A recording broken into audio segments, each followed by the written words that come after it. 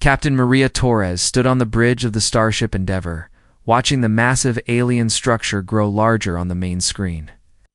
After 3 months of traveling through space using Earth's new quantum fold drive, they had finally reached the Corthony home system.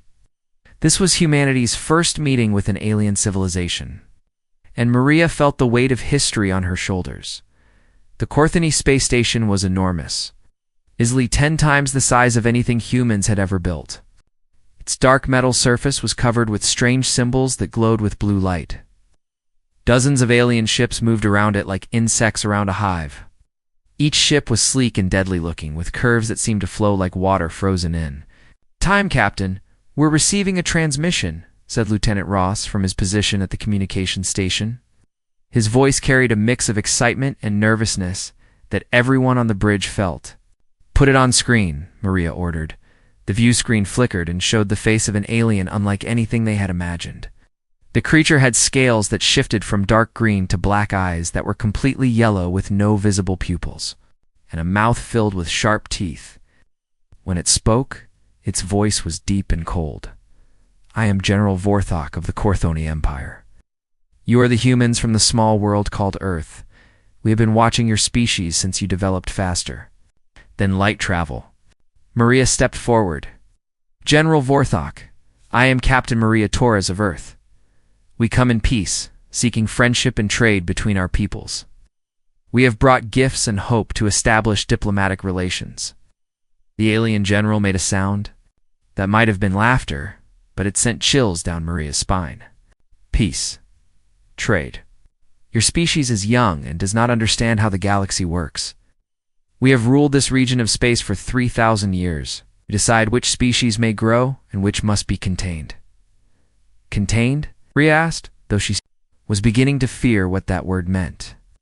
"The Corthony Empire has studied your species carefully. You reproduce quickly, you adapt to new environments, and you spread across worlds like a disease. In time, you would challenge our authority. This cannot be allowed." Dr. Alex Morgan, the mission's chief scientist, moved to stand beside Maria. "General, surely we can find a way to coexist. The galaxy is vast enough for both our species. We have no desire for conflict." "Conflict has already been decided," Vorthok replied. "Your colonies in the outer system are being eliminated as we speak. Your homeworld will be blockaded until your species accepts its proper place as servants of the Empire." The words hit Maria like a physical blow. "What colonies? What are you talking about?" Lieutenant Ross suddenly turned from his station, his face pale. "Captain, I'm receiving emergency signals from Luna Base, Mars Central, and the asteroid mining stations. They're under attack." Maria's blood turned cold. On screen now. The view screen switched to show a live feed from Luna Base. The Earth's moon colony was burning. Corthony ships, smaller than the station, but still massive compared to human vessels, were firing bright red beams at the lunar installations. Buildings that had taken years to construct were melting under the alien weapons. People were running in all directions, trying to reach emergency shelters that were already being targeted. "Mars Central is gone," Ross reported, his voice breaking. "The mining stations are not responding to any calls." Maria watched in horror as another beam struck Luna Base's main reactor building.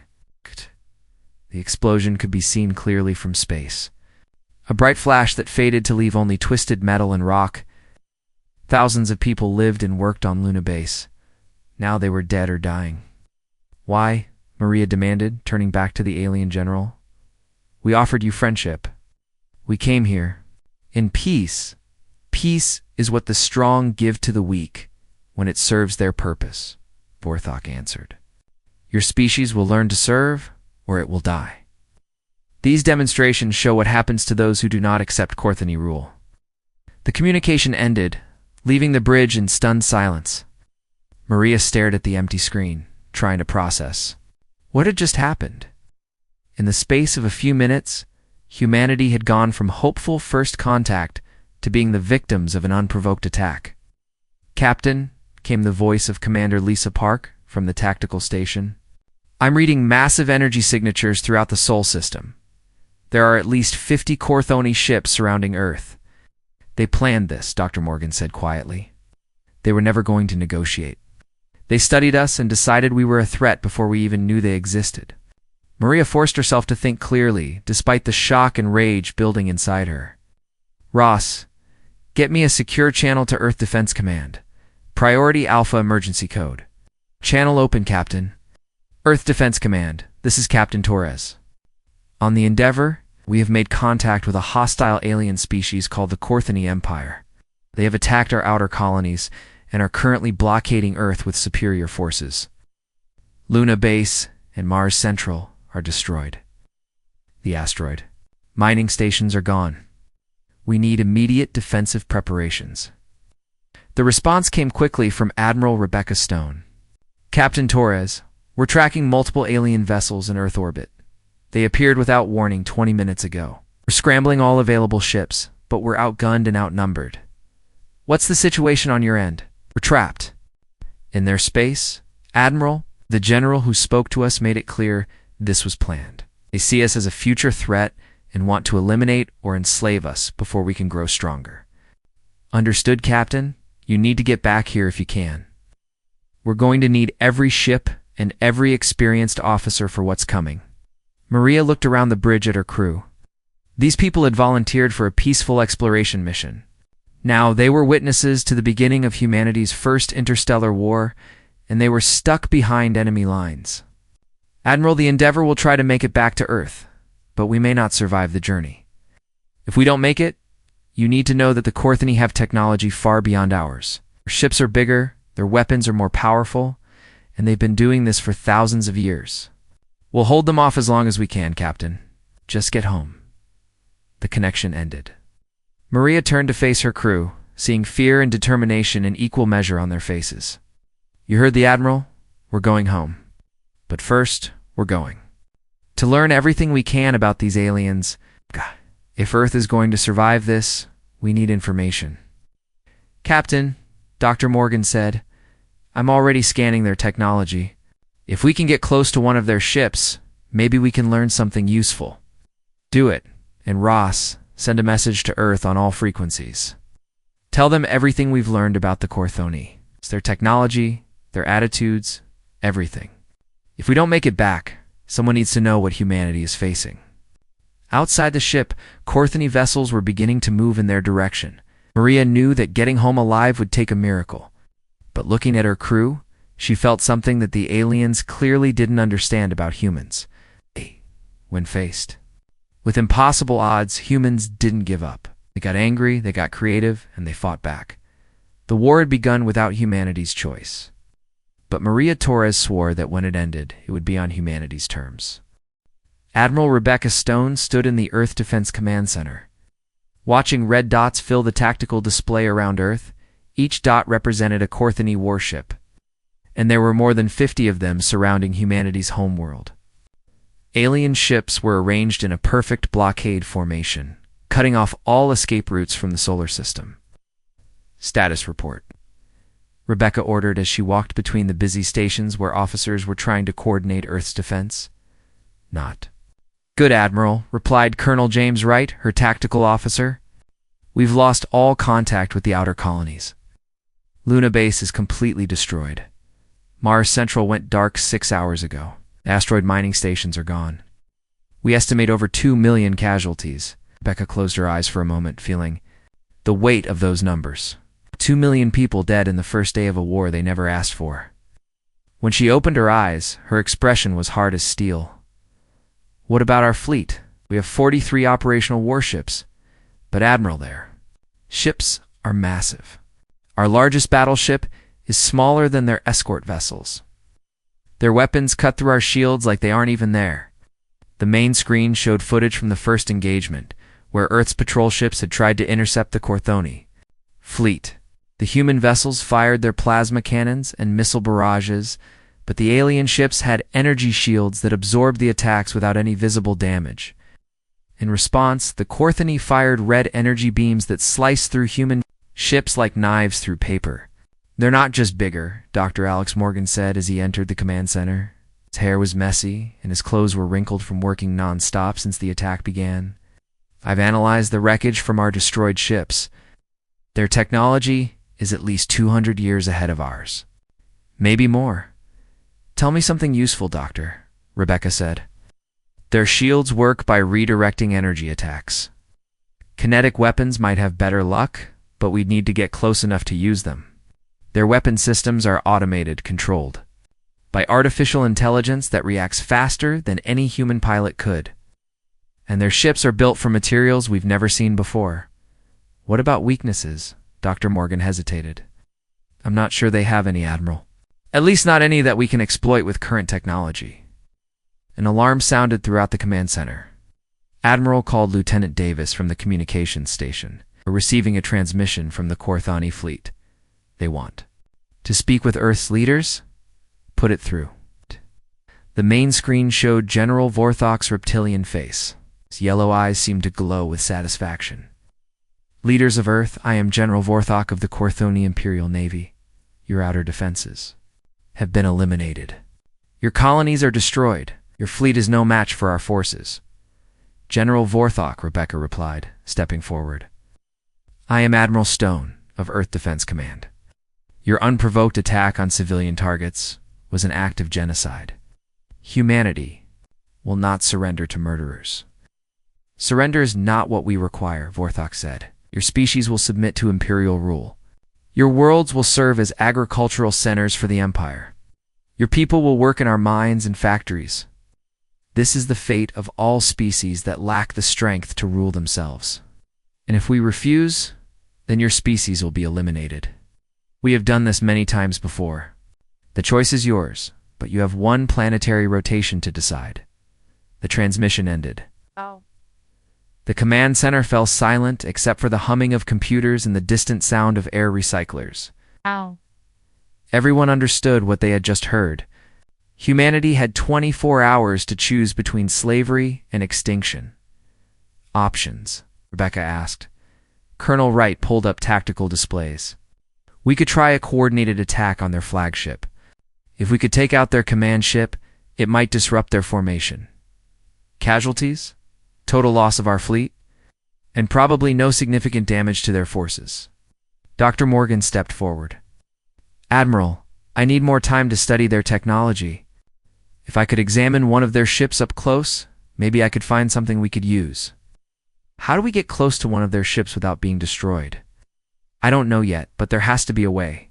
Every technology has limitations.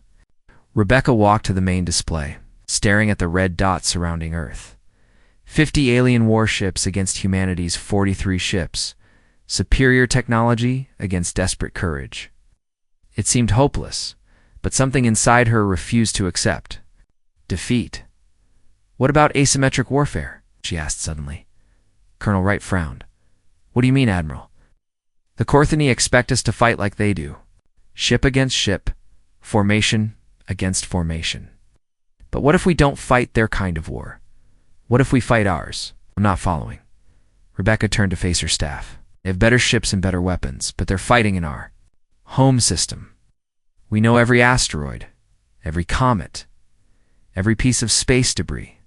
We have bases and supply stations they don't know about. We have advantages they can't see. Dr. Morgan's eyes lit up. It's guerrilla warfare in space, hit-and-run attacks. Use our knowledge of the system against them. Exactly, Colonel. I want you to pull our fleet back to the outer system. Hide them in the asteroid belt, behind the moons of Jupiter, anywhere the Korthoni can't track them easily. Admiral, if we leave Earth's orbit, the planet will be defenseless. The planet is already defenseless against their main fleet. But if we can make them chase us around the system, maybe we can wear them down, make them use resources. Learn about their technology. Lieutenant Davis suddenly called out, Admiral, I'm receiving a transmission from Captain Torres on the Endeavor. They're trying to get back to Earth. Put her through. Captain Maria Torres appeared on the screen. Her ship looked damaged, with scorch marks on the hull and several systems showing red warning lights. Admiral Stone, the Endeavor has been fighting our way out of Korthani space for the past 18 hours. We've learned some important things about their technology. Go ahead, Captain. Their ships are heavily automated. Most functions are controlled by artificial intelligence rather than organic crew members. They have standard attack patterns that they follow religiously. Is that, Admiral? I think they underestimate us. What do you mean? General Vorthok spoke to us like we were primitive animals, explained their plans because he didn't think we could do anything about them. They've conquered so many species that they believe victory is automatic. Rebecca felt a spark of hope. Captain, can you make it back to Earth? We're going to try, but we're being pursued by 3 Corthoni escort ships. If we don't make it. Admiral, you need to know that these aliens have been doing this for thousands of years. They have a standard procedure for conquering species, but that might also be their weakness. Explain. They're so used to winning easily that they might not adapt quickly if we do something unexpected. Their artificial intelligence systems are programmed for standard space combat. If we could find a way to fight that their computers aren't programmed for. The transmission started breaking up as enemy fire hit the Endeavor. Captain Torres, get your ship home safely. We need you here. Understood, Admiral. Torres out. Rebecca turned back to her staff. You heard the captain. The Corthoni are overconfident, and they fight by patterns. Dr. Morgan, I want you to work with our best computer experts. If their systems are automated, maybe we can find a way to confuse or disrupt them. I'll start immediately, Admiral. Colonel Wright, begin moving our fleet to hidden positions. I want our ships scattered throughout the system, but ready to coordinate attacks and start evacuating civilians from major cities to underground shelters. Admiral Dr. Morgan said before leaving there's something else. I've been monitoring their communications. The Corthoni aren't just here to conquer us, they're here to make an example. Other species in the galaxy are watching to see what happens to Earth. Rebecca nodded grimly. Then we better make sure the example they see is that humanity doesn't break easily. As her staff hurried to carry out orders, Rebecca stared at the tactical display. 50 red dots against Earth's scattered blue ones. The odds were terrible, but humanity had one advantage the Corthane couldn't understand. When humans were pushed into a corner, they didn't just fight harder, they fought smarter. And sometimes smart was enough to beat strong. The war had begun, with humanity on its knees, but Admiral Rebecca Stone was determined that it wouldn't end that way. 6 months after the Corthoni attack, Earth looked like a different world. Beautiful blue marble that had been humanity's home for millions of years now showed the scars of orbital bombardment. Craters marked where major cities had stood. The atmosphere was thick with dust and smoke from burning forests and destroyed industrial centers. But beneath the surface, humanity was far from defeated. Admiral Rebecca Stone walked through the corridors of Command Center Deep 7, built 300 meters below the Rocky Mountains. The underground facility was one of dozens that had been constructed in the months since the war began. Millions of people now lived in underground cities, connected by tunnels and protected by layers of rock and metal. Status report, Rebecca said as she entered the main operations room. Commander Lisa Park looked up from her station. Admiral, our surface installations are taking heavy damage, but it's mostly automated facilities and decoy structures. Corthani have destroyed 17 fake command centers in the past week. Rebecca smiled grimly, and the real facilities is operating at full capacity. We've got production lines running in 47 underground complexes. The new stealth ships are ready for field testing.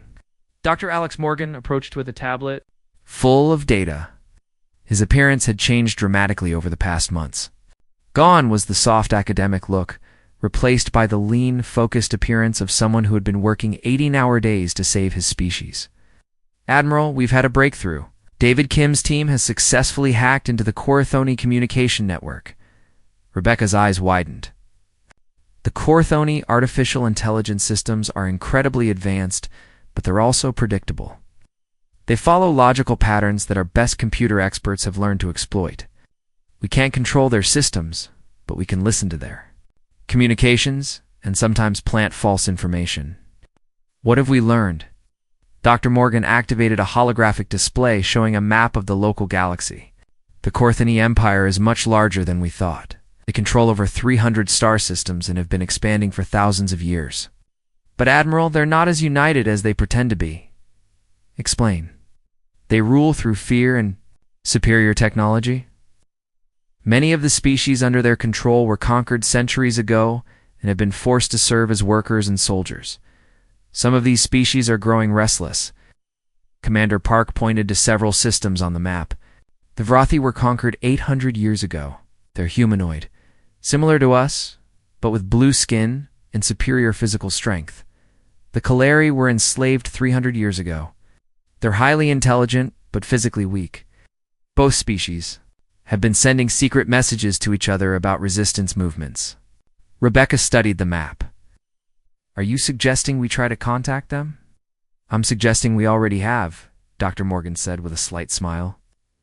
3 weeks ago, we made contact with Vrothi rebels hiding in the asteroid fields of their home system. They were amazed to learn that a new species was actually fighting the Corathone instead of surrendering immediately. Weapons. Technology. Hope. The Vrothi have been planning a rebellion for decades, but they lack the technology to fight Corthony ships. They have the numbers and the determination, but they need our new weapons systems. Rebecca walked to the main tactical display, which showed the current position of Corthony forces in the Sol system. Over the past months, humanity had learned to avoid direct confrontation with the alien fleet. Instead, they used hit-and-run tactics, striking at supply ships and communication stations before disappearing into the asteroid belt or behind the moons of the outer planets. What about our own situation? Are we ready for the next phase? Commander Park activated another display. Admiral, we've been busy. We now have 37 stealth ships operational, equipped with the new quantum torpedoes and AI disruption systems. Our pilots have been training in guerrilla warfare tactics. We've established hidden bases throughout the solar system. Show me. The display revealed a network of bases hidden in asteroids, on the moons of gas giants, and even in the rings of Saturn.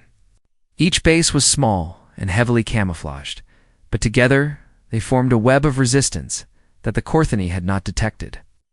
The enemy still thinks they're fighting a conventional war, Commander Park continued. Expect us to mass our forces and attack their main fleet. Instead, we've been hitting their supply lines and communication networks. They're getting frustrated.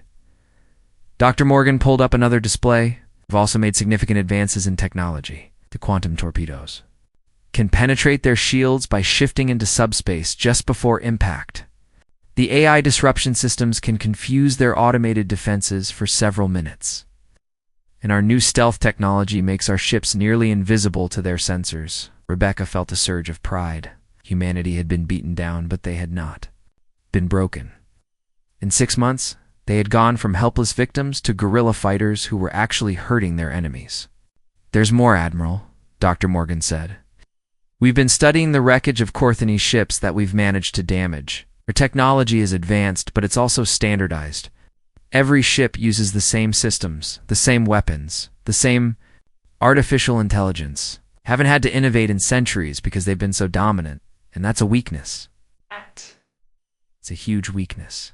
Their systems can't adapt to new threats quickly. When we hit them with something they haven't seen before, it takes their computers time to analyze and respond. We've been exploiting those few seconds of confusion. Commander Park stepped forward. Admiral, we're ready to begin Operation Prometheus. We have enough ships and weapons to start hitting their major installations. The question is whether we want to reveal our full capabilities now or wait until we're stronger. Rebecca considered the options. For months, humanity had been playing the role of defeated victims while secretly building strength. The Corthony believed they were winning because they could bomb Earth's surface at will. They didn't realize that humanity had moved underground and was growing stronger every day. What about the Vrothi and the other rebel species? They're ready to move when we give the signal, Dr. Morgan replied. We've been supplying them with weapons and technology through secret channels. They have ships and fighters positioned throughout Corthony space and Captain Torres. The Endeavor has been conducting reconnaissance missions in enemy territory. She's made contact with at least 6 different species that want to rebel against the Corthony. Some of them have been enslaved for over 1,000 years. Rebecca walked to the window that looked out over the underground city. Thousands of people lived and worked in the artificial caverns, building weapons and planning for the day when humanity would strike back. Children played in the parks between the residential areas, and families tried to maintain normal lives despite living hundreds of meters below ground. The Corthony made a mistake, she said finally. They thought they could break us quickly and easily. Instead, they gave us time to adapt and prepare. Now we're going to show them what humans do when we're fighting for our survival. Admiral Commander Park asked. Begin Operation Prometheus. Hit their supply convoys, their communication stations, and their forward bases. When we strike, I want rebellions breaking out across the entire Courtenay Empire. Dr. Morgan nodded. Take time to coordinate with all the rebel groups. How much time? 2 weeks? Maybe 3? Do it. And Doctor, I want you to send a message to all the rebel species. Tell them that Earth didn't start this war, but we're going to help them finish it. As her staff hurried to carry out orders, Rebecca remained at the window. The war was entering a new phase. For 6 months, humanity had been on the defensive, learning and adapting. Now, it was time to show the galaxy that the Courtenay Empire was not invincible. The reptilian aliens had attacked Earth, expecting easy victory. Instead, they had awakened something that had been sleeping in the human spirit: the determination to fight against impossible odds, the refusal to accept defeat, the willingness to sacrifice everything for freedom. The Courtenay had started this war to prevent humanity from becoming a threat to their empire. Instead, they had created exactly what they feared most: a species that would not only fight for its own freedom, but would help others do the same. In 2 weeks, the galaxy would see what happened when humanity stopped running and started fighting back. The final battle began at dawn on Corthonos Prime, the ancient capital world of the Courtenay Empire. Admiral Rebecca Stone stood on the bridge of the flagship Defiance, watching as the largest fleet in galactic history dropped out of hyperspace. Around the enemy homeworld? Fleet status report, she ordered. Commander Lisa Park looked up from her station. All task forces are in position, Admiral. We have 800 human ships, 400 Wraithy vessels, 300 Kalari ships, and 200 ships from 12 other allied species. Total count: 1,700 warships. Enemy forces. The Courtenay have massed 600 ships around their homeworld. They've pulled every available vessel back to defend their capital. General Vorthok is commanding from the super battleship. Domination. Rebecca nodded grimly. The Courtenay had made their final stand around their homeworld just as the human strategists had predicted. After 3,000 years of ruling the galaxy through fear, they were finally cornered. Message from Captain Torres on the Endeavor, reported Lieutenant Ross. She's leading the strike force against the orbital defense platforms. Put her through. Captain Maria Torres appeared on the main screen. 3 years of war had changed her from a diplomatic explorer into a hardened battle commander. Admiral Stone, we're beginning our attack run on the defense platforms. The Courtenay have 47 battle stations protecting the planet. Understood. Captain, clear us a path to the surface. Will do, Admiral. Torres out. Rebecca turned to Dr. Alex Morgan, who was monitoring the tactical displays. Doctor, are you sure about the capital's defenses? As sure as we can be, Admiral. Our intelligence suggests that the Courtenay leadership is located in the Great Pyramid in the center of their main city. If we can capture that building, we can end this war. And if we're wrong, then this becomes a very long siege. The space around Corthanos Prime erupted in light and energy as the two massive fleets engaged each other. Human ships darted between the larger Courtenay vessels, using speed and agility to avoid the powerful energy weapons. Wraithy battleships charged straight at the enemy, their crews eager for revenge after centuries of slavery. Kalari ships hung back, using their advanced sensors to coordinate attacks and provide targeting data. Admiral, Commander Park called out, the Endeavor's task force has destroyed 12 defense platforms. They're taking heavy casualties, but they're opening a gap in the orbital defenses. Rebecca watched the tactical display as blue dots representing. Human ships winked out one by one.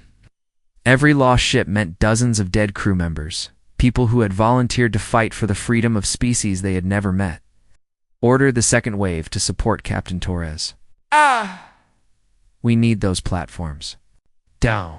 Aye, Admiral. The battle in space continued for hours. The Courtenay fought with the desperation of a species facing extinction, but they were outnumbered and outmaneuvered. Human creativity and alien determination proved to be more powerful than advanced technology and ancient experience. Dr. Morgan reported, "We're receiving surrender signals from 17 Courtney ships. They're requesting terms." Terms? They want to negotiate individual surrenders rather than surrender as a fleet. Rebecca considered this. "Tell them we'll accept individual surrenders, but only if they power down their weapons and submit to boarding parties. Any ship that tries to fight will be destroyed." Understood. As the space battle raged above, landing craft began dropping. Toward the surface of Corthanos Prime, the planet below was a mixture of ancient cities and modern industrial complexes. The Corthoni had ruled from this world for millennia, but today, their reign would end. Admiral Commander Park announced, "Captain Torres reports that the orbital defenses are neutralized. The way to the surface is clear. Signal the landing. Forces, begin the ground assault." Rebecca watched as thousands of landing craft descended toward the planet. Each craft carried a mixed crew of humans and aliens, all united in their desire to end Corthani rule. The sight filled her with pride and sadness. Pride in what they had accomplished, sadness for the cost in lives. The ground battle was fierce but brief. The Corthani ground forces were not prepared for the coordinated assault by multiple species. Human tactics, Vrathi strength, and Kolari intelligence proved to be an unstoppable combination. Within 6 hours, the Allied forces had reached the Great Pyramid at the center of the capital city.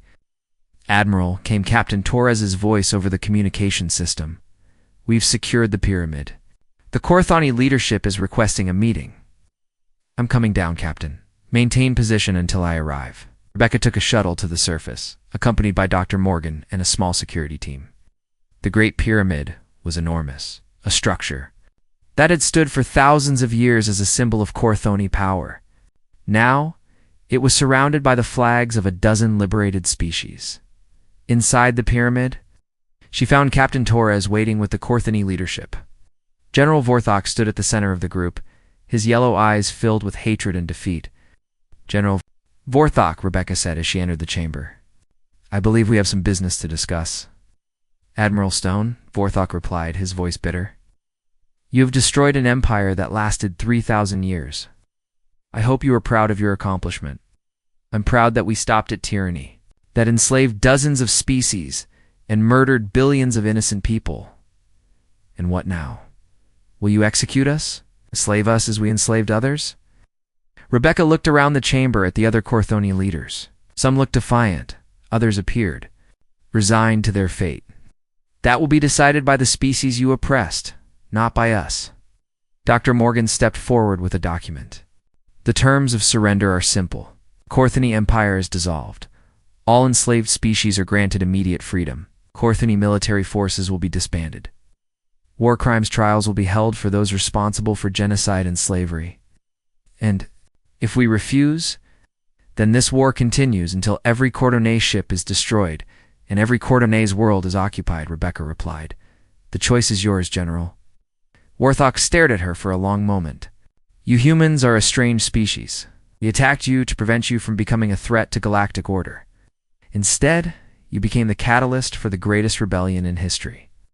We didn't want this war, General. We came to your space seeking friendship. You chose to make us enemies. Now you have one. The galaxy will remember that a species barely capable of space travel defeated the greatest empire in history." Rebecca shook her head.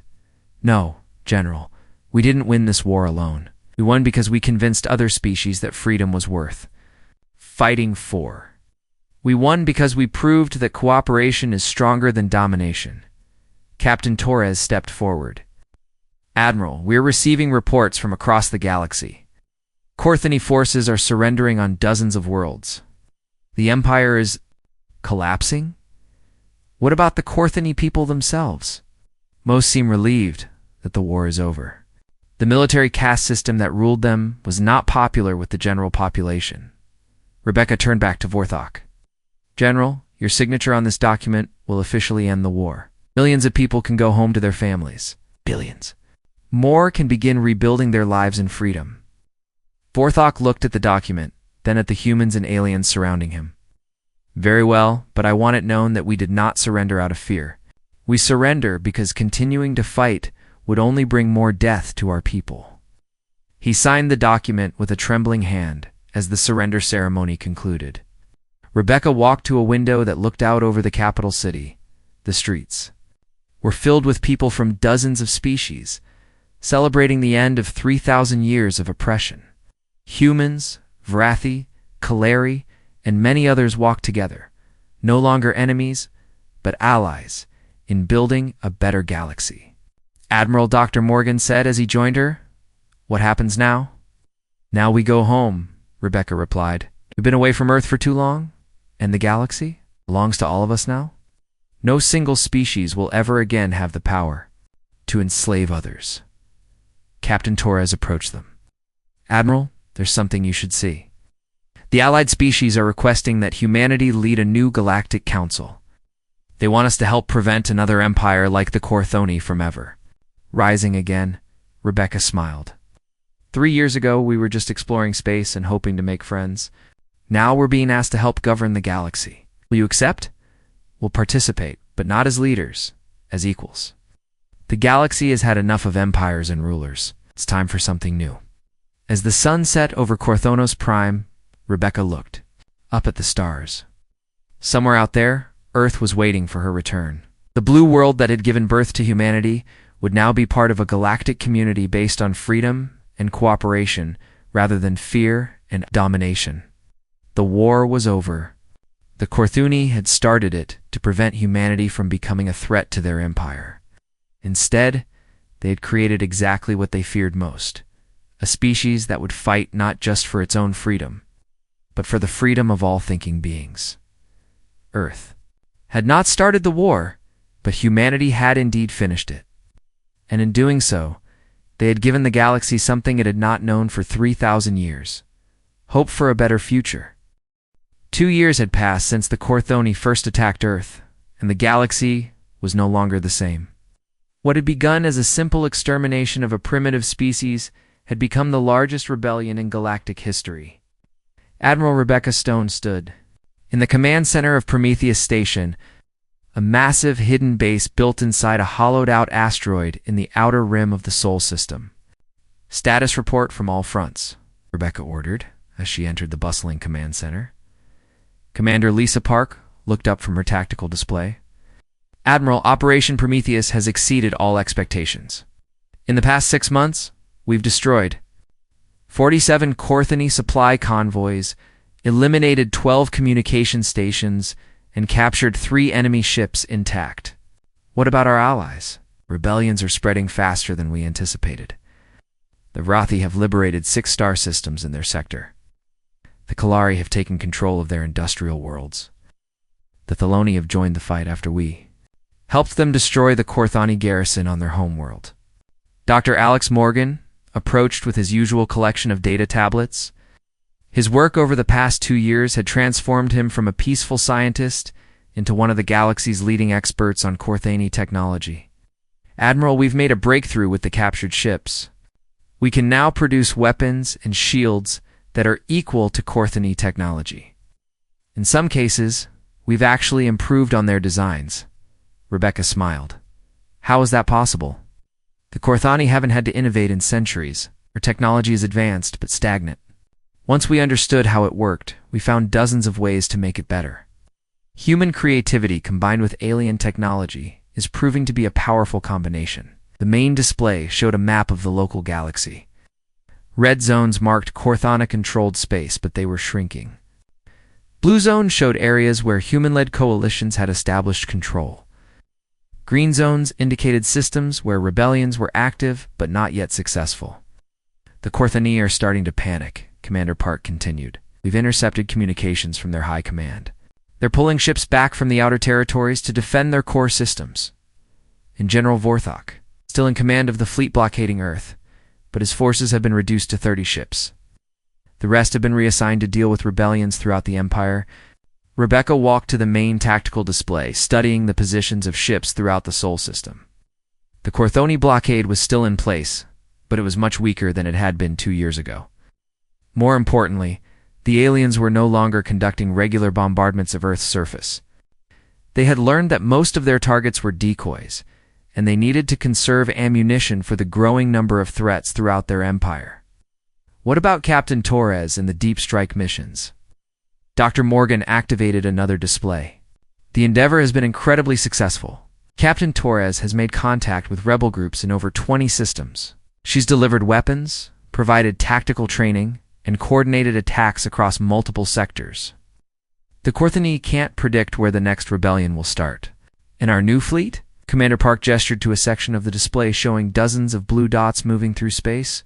We now have over 200 operational warships, all equipped with advanced technology. Half of them are crewed by humans, and half are crewed by our alien allies. The mixed crews are working better than we expected. Rebecca felt a surge of pride as she looked at the numbers. Humanity had gone from 43 ships to 200 in just 2 years. But more importantly, they had gone from fighting alone to leading a coalition of dozens of species. There's something else, Admiral, Dr. Morgan said quietly. We've discovered that the Corthon Empire is not as stable as it appears. They've been using fear and superior technology to maintain control. But they don't actually have the resources to fight a long war on multiple fronts. Explain. Their economy depends on slave labor from conquered species. When those species rebel, production stops. Their military depends on automated systems that require specific materials and components. When we disrupt their supply lines, they can't maintain their equipment. Commander Park nodded. We've noticed that their response times are getting slower. It used to take them days to respond to our attacks. Now it takes weeks. They're spreading their forces too thin. Rebecca studied the tactical situation. 2 years, humanity had been playing defense while building strength. Now the time was coming to go on the offensive. What would it take to launch a direct assault on their core systems? A massive coordinated attack involving all our allies, Commander Park replied. We'd need to hit multiple targets simultaneously so they can't concentrate their remaining forces. Dr. Morgan pulled up detailed plans on his tablet. We've been working on this for months. The operation would require perfect timing and coordination between rebel forces across 50 star systems. If we could pull it off, we could shatter the Corthony Empire completely. Casualties, heavy on both sides. But Admiral, if we don't do this soon, the Corthony might find a way to regain control. They're already trying to negotiate separate peace deals with some of the rebel species. Rebecca walked to the observation deck that looked out into space. Through the transparent aluminum windows, she could see Earth in the distance, still beautiful, despite the scars of war. The blue and white planet that had given birth to humanity was now the center of a galactic rebellion. Send a message to Captain Torres and all our allied commanders, she said finally. Tell them we're moving to the final phase. Operation Liberation begins in 30 days. Admiral Commander Park said, There's something you should know. The other species in our coalition want humanity to lead the final assault. They've seen what we can do, and they trust us to finish what the Corthony started. That's a heavy responsibility. Yes, but it's also an opportunity. If we succeed, humanity won't just be free from Corthony rule. We'll be the leaders of a new galactic alliance based on cooperation instead of conquest. Dr. Morgan nodded. The species we've liberated are already talking about forming a permanent alliance. They want to make sure something like the Corthony Empire never rises again. Rebecca turned back to face her staff. Then we better make sure we succeed. Begin preparations for Operation Liberation. I want every ship, every weapon, and every ally ready for the largest military operation in galactic history.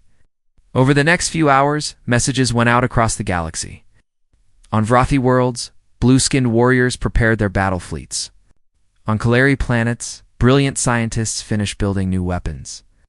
On Thelony colonies, fierce fighters sharpened their blades and cleaned their guns. The word spread from system to system, carried by secret communications networks that humanity had helped establish. The final battle was coming. The species that had suffered under Corthony rule for centuries would finally have their chance for freedom. General. Vorthok received the first reports of increased rebel activity 3 days later. His yellow eyes glowed with anger as he read intelligence reports from across the Empire. Uprisings were breaking out everywhere. Supply convoys were being attacked. Communication networks were being disrupted. How many ships do we have available? He asked his aide. Fewer than 800, General. The rest are tied up fighting rebellions or protecting core systems. And the rebels? Our estimates suggest they have over 1,500 ships, but they're scattered across dozens of systems. Vorthok studied the tactical displays. Humans had done something impossible. They had united species that had been enemies for centuries. They had turned victims into fighters. They'd taken a galaxy ruled by fear and given it hope. Prepare all available ships for battle, he ordered. If the rebels want a final confrontation, we will give them one they will never forget. Even as he gave the order, Vorthok felt something he had never experienced before in his long military career. Doubt for the first time in 3,000 years. The Korthoni Empire was facing an enemy that refused to surrender, refused to negotiate, and refused to be intimidated. The humans had not started this war, but they were certainly going to finish it.